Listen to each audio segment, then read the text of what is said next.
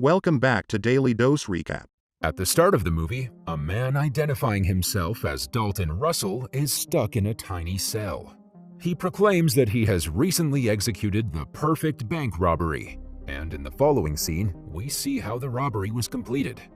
In New York, masked robbers dressed in painter coveralls arrive in a van outside a branch of the Manhattan Trust Bank.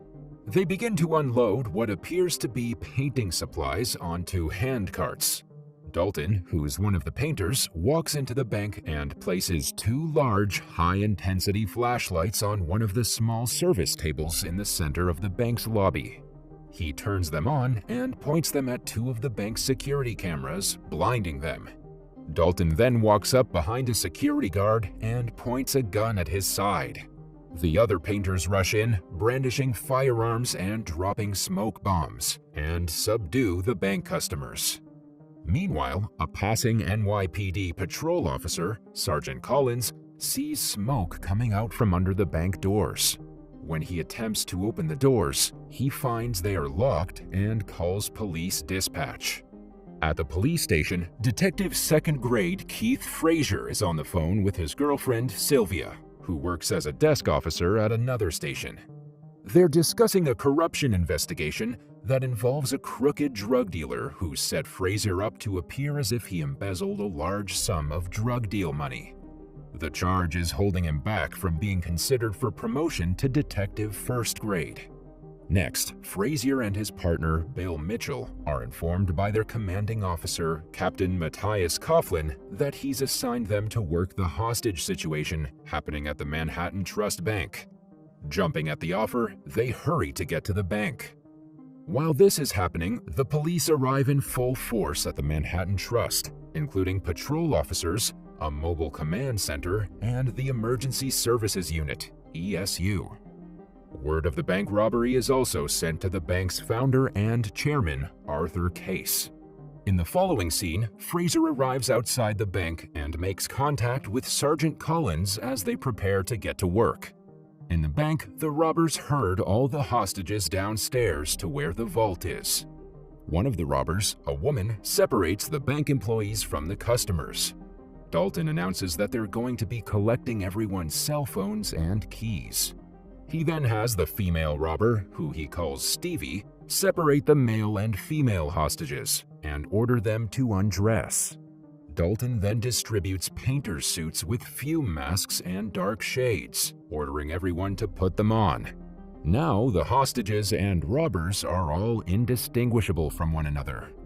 Meanwhile, Frazier and Mitchell meet the ESU captain, John Darius. He announces he and Mitchell will wait for a call from Darius at the nearest diner once a briefing about the current situation is ready. Inside the bank, one of the hostages is coughing and wheezing uncontrollably. Grabbing him, Dalton ushers him to the door and pushes him outside. Unable to immediately determine if he's a robber or a hostage, the police handcuff him and lead him away. At this point, the movie begins to shift between the main storyline. It skips to the time when Frazier and Mitchell interview hostages after the robbery has ended. They're trying to pick out the perpetrators from the rest of the hostages. At present, Dalton and his accomplices walk past the vault, the safe deposit boxes, and into a storeroom where various stationery and other office equipment are. At an office elsewhere in Manhattan, a high-power fixer, Madeline White, is interviewing a nephew of Osama bin Laden, who is purchasing property in the city. The interview is interrupted by White's assistant, who tells her that Arthur Case is on the phone. White takes the call, and Case, knowing White's profession, explains that he has a small problem requiring a person with special skills and complete discretion. She assures him she is more than capable of doing such a job. The movie jumps to the aftermath of the robbery. Frazier and Mitchell interview a young man who tells the detectives that the perps called each other a variation of Steven, Steve, Steve-O, and Stevie, the female perp. Back at present, White and Case are walking along the riverfront discussing what Case needs. He has precious family heirlooms inside his safety deposit box at the Manhattan Bank branch that is being held up. Inside a mobile command center just outside the bank, the detectives learn that Dalton had knocked out the bank cameras using infrared light. This makes it hard for them to examine the robbery. Next, the perps release another hostage from the bank. His hands are tied behind him and a case is placed around his chest. Once released, the hostage says he's Vikram Walla and that he is a bank employee. Elsewhere in Manhattan, White pays a visit to the mayor and tells him that she's going down to the hostage situation. She needs him to make sure that she's afforded every courtesy by the people in charge. White clearly has enough influence to get the mayor to do what she asks, though it's not revealed what sort. Next, Fraser opens the case that was hung around Vikram's neck. It is empty, though there's a demand in writing from the robbers. They want 2 buses and a fully fueled and manned plane. If their demands aren't met, a hostage will be executed in front of TV cameras every hour. However, Fraser says the perps won't even get a cup of coffee until he talks to them. Meanwhile, Dalton steps outside and hands one of the officers a piece of paper, which instructs the cops to deliver enough food to feed all the hostages. In the command center, an officer suggests they send in pizzas, as the pizza boxes can conceal hidden transmitters, allowing them to pick up more conversations from the hostages. Inside the bank, Peltz, one of the hostages, finally gets frustrated and pulls off his mask, arguing with his fellow hostages over his losing control. Unfortunately, Dalton storms in, grabs him by his ankle, drags him to the storeroom, and punches him out. Next, pizzas with hidden transmitters are delivered to Dalton. Through the transmitters, the command center personnel hear a foreign language spoken. Inside the bank, Stevie hands Steve her gun, removes her gloves and shades, and puts on an eye mask like those the hostages are being made to wear. She then begins acting as though she's crying hysterically in a loud voice for the hostages to hear. Her plan is to make herself appear as one of the hostages. Steve roughly ushers her into a room and makes her sit down. He then grabs another female hostage about the same height as Stevie, who he treats rudely. After this, he takes her into another room while making sure all the hostages have their masks on and are keeping their hands on the ground. In the following scene, Stevie is seen working in the storeroom, but she looks much like the female hostage from earlier. In the mobile command center, the officers are going over the recording made through the bugged pizza boxes.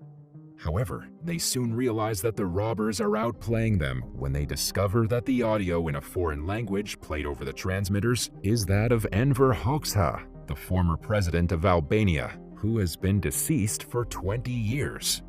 Back in the bank, Stevie and Dalton go into the bank's safety deposit box room. They carefully unlock a box and retrieve an envelope that has Arthur Case's name on it and contains a number of legal documents.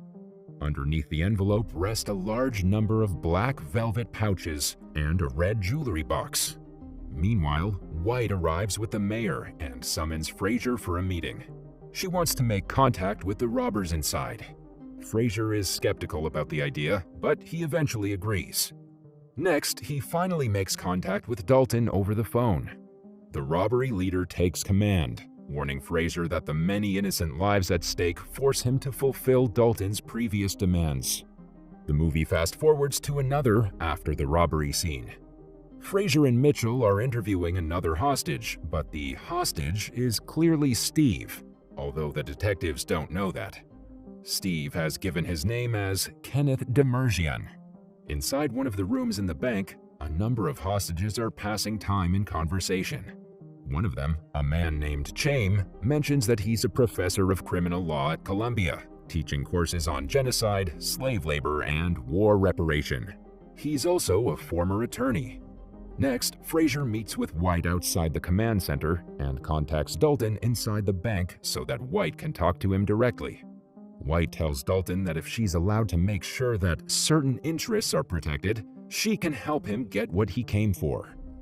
After she assures Dalton that she is neither a bank employee nor a police officer, he tells her that she can come into the bank and talk to him face to face. Fraser and 2 officers then escort White to the bank doors. Once inside the bank, White presents her offer to the robbery leader. If Dalton gives up now, she can make sure he'll get no more than the minimum prison sentence. And when it's completed, he'll have $2 million waiting for him to pick up from a safe place. Dalton surprisingly turns it down. He then asks White to tell him about the interests she's trying to protect. He then tells her a story about an American man who worked as a clerk for a Swiss bank during World War II. He used his position with the Nazis to enrich himself while people all around him were being stripped at gunpoint of everything they owned, and then used his blood money to open a bank in New York. In fact, the man Dalton is describing is Case. Dalton then shows her the legal documentation he's taken from the box that she was after, saying it now belongs to him. Dalton is keeping them as leverage. If he is ever captured and put on trial for the robbery, White and her employer, Case, will have to use all their resources to get him off the hook. Back outside the bank, Fraser debriefs White on the conversation with Dalton. White believes Dalton will not kill anyone, but Fraser is unconvinced. In the following scene, more post-robbery interrogations follow. It is revealed that Peltz, the hostage who pulled off his mask and was punched out by Dalton, is Steve-O, showing that all three Stevens acted up at some point while posing as hostages. All part of the act so all three Stevens would appear as fellow hostages. Fraser and Mitchell are also seen interviewing Stevie, but Stevie does not break, and the detectives cannot pick out anything that separates her from the other hostages. At present, Fraser believes that Dalton is actually stalling them. He then calls and bluffs him, saying the demanded plane is ready, but Fraser needs to come into the bank and ensure the hostages are okay, and that none of them have been killed. Dalton agrees. Next, Fraser is led into the bank, and Dalton leads him through a series of connecting offices where the hostages sit masked and clothed the same as Dalton and the other robbers. Once near the exit door, Fraser offers Dalton a handshake, which turns out to be a ploy to get Dalton to drop his guard just long enough for Fraser to grab him and wrestle him to the ground. Unfortunately, Steve-O is there with his rifle jammed into Fraser's back. They push him out of the bank where he's met by Mitchell. Fraser enters the command center and briefs Darius, but just then, Dalton and his men kill a hostage as Fraser and the other agents look on through the footage, shaken to the core. Next, Coughlin and Darius study blueprints of the bank with other cops, preparing to storm the bank and end the situation. They decide to use rubber bullets to avoid hostage casualties. But the following morning, Fraser is smart enough to realize that the metal case sent out with Vikram was bugged with a transmission device. Dalton had bugged them first. He knows about the planned storming of the bank, which has been in planning for many hours. Grabbing a microphone, Fraser frantically warns Darius about the transmitter, but Darius refuses to stand down. He says he's going to storm the bank now. Inside the bank, Dalton alerts the three Stevens. They lay smoke grenades as all the hostages are taken into the hallway. The police are about to begin their siege on the bank when suddenly the door is blown open with a small explosive. A few at a time, people in painter outfits begin running out, pleading for the police not to shoot. Despite this, some officers open fire using rubber bullets, until Captain Darius orders them to hold. All the people are herded together and made to lie down on the ground. They are put in cuffs and masks are removed. Next, the ESU officers and detectives lead the way into the bank, sweeping the place room by room. Immediately, they begin finding evidence that, just as Fraser had deduced, this was no ordinary robbery. No bank money has been robbed. The rifles left behind by the three Stevens so they could run out with the hostages and be indistinguishable from them are not real. They're toys. In the women's bathroom, they find the white sack used to cover the head of the murdered hostage, with a hidden injector tube of red dye, proof that the earlier hostage execution was staged, and nobody was actually harmed. Meanwhile, all the hostages are taken to the station for questioning. Officers take each hostage's name and photograph them before putting them on the buses. Stevie gives her real name as Valerie Keepsake, and the Hasidic attorney professor hostage gives his name as Chaim. A while later, Fraser and Coughlin meet in a conference room, and the former gives the grim details of how thoroughly and flawlessly planned the whole affair was. Each hostage was shown photographs and questioned about anyone who stood out in any way. But every single hostage has at least a few people who would rule them out as suspicious. Coughlin tells Fraser to bury the case. As Fraser gets up to leave, Coughlin gives him an afterthought. The missing money Fraser was accused of embezzling has been found. He's off the hook. Fraser is pretty surprised, and not entirely in a pleasant manner. Once back at his office, Fraser discovers that a safety box 392 is not in the recorded lists. It's the same box from where Dalton and his crew retrieved Case's documents. Grabbing his jacket, he tells Mitchell to come with him. Fraser then goes to the courthouse and finds Madeline White waiting for him. She confronts him on being told to bury the case, reminding him of their arrangement. The arrangement turns out to be promoting Fraser to an upper detective grade if he accepts to bury the case. But Fraser shows his trump card, a simple writing pen that contained a hidden recording device. Fraser replays a recording when he was in the SUV with White and the mayor. He had the pen in his suit coat pocket. The recording has captured the mayor ordering Fraser to give White everything she needed in the robbery, or his career was finished, whether he was guilty of the drug money embezzlement or not. Fraser tries to press White about Arthur Case. He knows that Case is hiding something. White asks again for Fraser to leave everything be, but he leaves without answering her. In the next scene, White brazenly marches into an exclusive men's club to confront Case on the fact that the robbers were after more than just the documents hidden in Case's safety box that contained the evidence of his crimes. She knows that he must have had true precious valuables, and there's only one thing they could be: what the Nazis used to pay Case, diamonds. And as Case adds, there was a Cartier ring of incalculable worth that belonged to a wealthy Parisian Jewish banker and his family.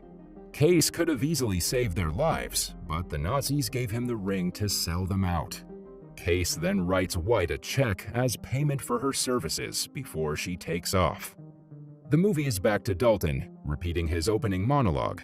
He's in his cell, holding one of the black velvet pouches, looking at the diamonds inside it. He gathers a few belongings he has in his cell, turning out two small lights. He pushes out a wall in his cell, and it's revealed that he was never in prison, but in hiding behind a false wall he and his associates had built in the bank supply room, with enough provisions to wait it out until all the news over the robbery had simmered down. He then carefully makes his way out into the public area of the bank. Across the street, Kenneth, Valerie, and Darius are waiting in an SUV. We also see Chaim sitting with them. It turns out that he was part of the job all along too, the mastermind behind it. They see Fraser and Mitchell going into the bank and hurriedly call Dalton on his cell phone to warn him. But Dalton is unafraid. He even goes so far as to accidentally bump into Fraser as he and Mitchell enter the bank.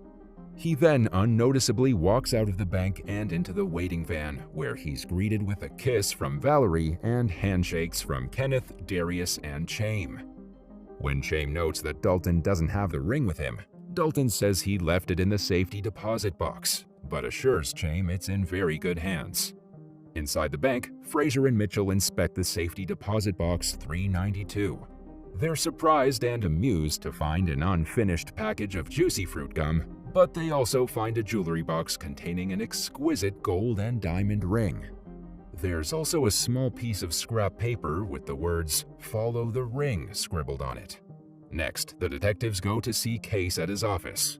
Fraser reveals what he's found during the investigation to show that he knows that Case hired Madeline White to keep Fraser reined in, and that Case himself is guilty of some serious crimes.